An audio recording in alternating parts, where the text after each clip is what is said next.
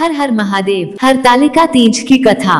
जिनके दिव्य केशों पर आकम के फूलों की माला शोभा देती है और जिन भगवान शंकर के मस्तक पर चंद्र और गले में मुंडों की माला पड़ी हुई है, जो माता पार्वती दिव्य वस्त्रों से तथा भगवान शंकर दिगंबर वेश धारण किए हैं, उन दोनों भवानी शंकर को नमस्कार करता हूँ। कैलाश पर्वत के सुंदर शिखर पर माता पार्वती जी ने महादेव जी से पूछा, हे महेश्वर, मुझसे आप वह गुप्त से गुप्त बातें बताए जो सभी के लिए सरल और महान फल देने वाली है। हे नाथ, यदि आप मुझसे प्रसन्न हैं तो आप मुझे दर्शन दें। हे जगत नाथ, आप आदि मध्य और अंत रहित हैं, आपकी माया का कोई पार नहीं है। आपको मैंने किस भांति प्राप्त किया है? कौन से व्रत, तप या दान के पुण्य फल से आप मुझको वर रूप में मिले? महादेव जी बोले, हे देवी, मैं आपके सामने उस व्रत के बारे में कहता हूँ जो परम गुप्त है। जैसे तारागणों में चंद्रमा और ग्रहों में सूर्य, वर्णों में ब्राह्मण, देवताओं में गंगा, पुराणों में महाभारत, वेदों में साम और इंद्रियों में मन श्रेष्ठ है, वैसे ही पुराण और वेद सब में इसका वर्णन आया है, जिसके प्रभाव से तुमको मेरा आधा आसन प्राप्त हुआ है। हे प्रिय, उसी का मैं तुमसे वर्णन करता हूँ। सुनो, भाद्रपद भादो मास के शुक्ल पक्ष की हस्त नक्षत्र के दिन इस व्रत का अनुष्ठान मात्र करने से सभी पापा का नाश हो जाता है। तुमने पहले हिमालय पर्वत पर इसी महान व्रत को किया था जो मैं तुम्हें सुनाता हूँ।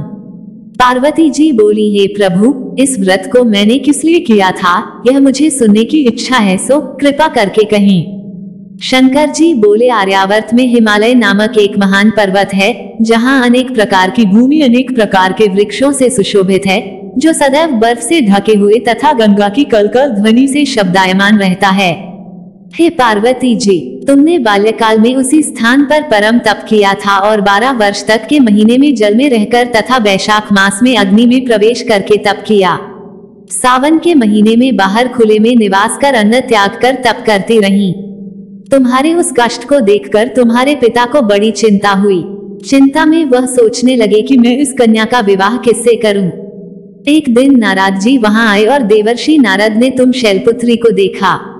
तुम्हारे पिता हिमालय ने देवर्षि को अर्घ्य, पाद्य, आसन देकर सम्मान सहित बिठाया और कहा, हे मुनीश्वर, आपने यहाँ तक आने का कष्ट कैसे किया? कहीं क्या आ गया है? नारद जी बोले, हे गिरिराज, मैं विष्णु भगवान का भेजा हुआ यहाँ आया हूँ। तुम मेरी बात सुनो। आप अपनी कन्या को उत्तम वर को दान करें। ब्रह्मा, इंद्र, शिव आदि देवताओं में विष्णु भगवान के समान कोई भी उत्तम नहीं है, इसलिए मेरे मत से आप अपनी कन्या का दान भगवान विष्णु को ही दें। हिमालय बोले, यदि भगवान वासुदेव स्वयं ही कन्या को ग्रहण करना चाहते हैं और इस कार्य के लिए ही आपका आगमन हुआ है, तो वह मेरे लिए गौरव की बात है। मैं अवश्य उन्हें ही दूंगा। हिमालय का यह आश्वासन सुनते ही देवर्षि नारद जी आकाश में अंतर्धान हो गए और भगवान विष्णु के पास पहुँचे। नारद जी ने हाथ जोड़कर भगवान विष्णु से कहा, प्रभु, आपका विवाह कार्य निश्चित हो गया है। इधर हिमालय ने पार्वती जी से प्रसन्नता पूर्वक कहा, हे पुत्री, मैंने तुमको गरुड़ध्वज भगवान विष्णु को अर्पण कर दिया है। पिता के इन वाक्यों को सुनते ही पार्वती जी अपनी सहेली के घर गईं और पृथ्वी पर गिरकर अत्यंत दुखित होकर विलाप करने लगी। उनको विलाप करते हुए देखकर सखी बोली, हे देवी, तुम किस कारण से दुखी हो, मुझे बताओ, मैं अवश्य ही तुम्हारी इच्छा पूरी करूंगी। पार्वती बोली, हे सखी, सुन, मेरी जो मन की अभिलाषा है सुनाती हूँ। मैं महादेव जी को वरण करना चाहती हूँ। मेरे इस कार्य को पिताजी ने बिगाड़ना चाहा है, इसलिए मैं निसंदेह इस शरीर का त्याग करूंगी।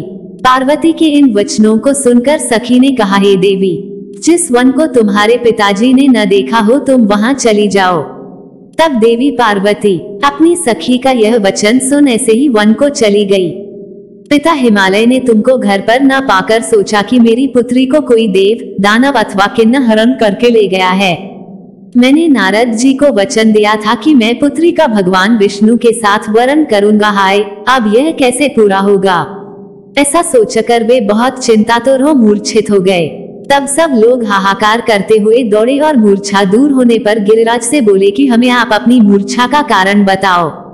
हिमालय बोले, मेरे दुख का कारण यह है कि मेरी रत्न रूपी कन्या को कोई हरण कर ले गया, या सर्प ने काट लिया, या किसी सिंह ने मार डाला। वह न जाने कहाँ चली गई, या उसे किसी राक्षस ने मार डाला है।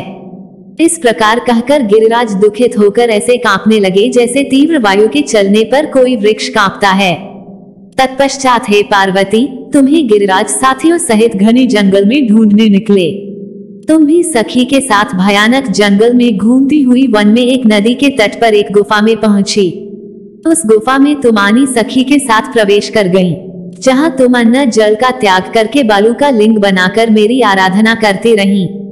उस समय पर भाद्रपद मास की हस्त नक्षत्र युक्त तृतीया के दिन तुमने मेरा विधि विधान से पूजन किया तथा रात्रि को गीत गायन करते हुए जागरण किया। तुम्हारे उस महाव्रत के प्रभाव से मेरा आसन डोलने लगा। मैं उसी स्थान पर आ गया जहां तुम और तुम्हारी सखी दोनों थी। मैंने आकर तुमसे कहा, हे वरान्ने, मैं तुमसे प्रसन्न हूँ, फिर तुम मुझसे वरदान मांग। तब तुमने कहा कि हे देव, यदि आप मुझसे प्रसन्न हैं तो आप महादेव जी ही मेरे पति हों। मैं तथास्तु ऐसा कहकर कैलाश पर्वत को चला गया और तुमने प्रभात होते ही मेरी उस बालू की प्रतिमा को नदी में विसर्जित कर दिया। हे शुभे, तुमने वहां अपनी सखी सहित व्रत का पारायण किया। इतने में तुम्हारे पिता हिमवान भी तुम्हें ढूंढते ढूंढते उसी घने वन में आ पहुंचे। उस समय उन्होंने नदी के तट पर 2 कन्याओं को देखा तो ये तुम्हारे पास आ गए और तुम्हें हृदय से लगाकर रोने लगे।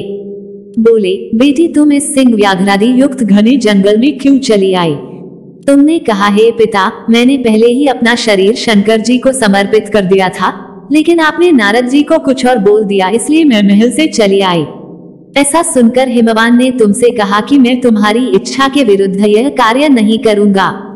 तब वे तुम्हें लेकर घर को आए और तुम्हारा विवाह मेरे साथ कर दिया।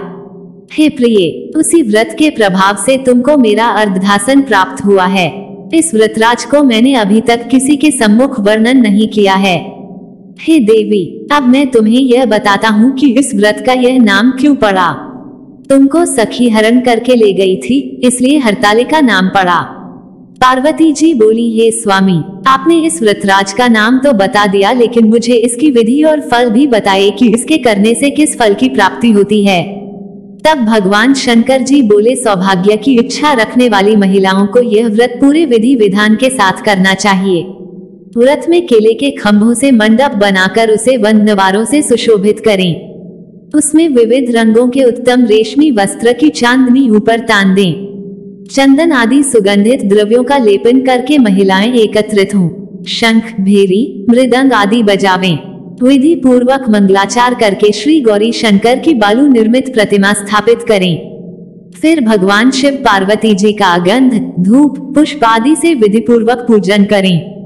अनेकों नैवेद्यों का भोग लगावें और रात्रि को जागरण करें। नारियल, सुपारी, जमवारी, नींबू, लौंग, अनार, नारंगी आदि ऋतुफलों तथा फूलों को एकत्रित करके धूप, दीप आदि से पूजन करके कहें, हे कल्याण स्वरूप शिव, हे मंगल रूप शिव, हे मंगल रूप महेश्वरी, हे शिवे, सब कामनाओं को देने वाली देवी कल्याण रूप तुम्हें नमस्कार है। कल्याण स्वरूप माता पार्वती, हम तुम्हें नमस्कार करते हैं। भगवान शंकर जी को सदैव नमस्कार करते हैं। हे ब्रह्म रूपिणी जगत का पालन करने वाली माँ, आपको नमस्कार है। हे सिंहवाहिनी, मैं सांसारिक भय से व्याकुल हूँ, तुम मेरी रक्षा करो। हे महेश्वरी, मैंने इसी अभिलाषा से आपका पूजन किया है। हे पार्वती माता, आप मेरे ऊपर प्रसन्न होकर मुझे सुख और सौभाग्य प्रदान कीजिए। इस प्रकार के शब्दों द्वारा उमा सहित शंकर जी का पूजन करें।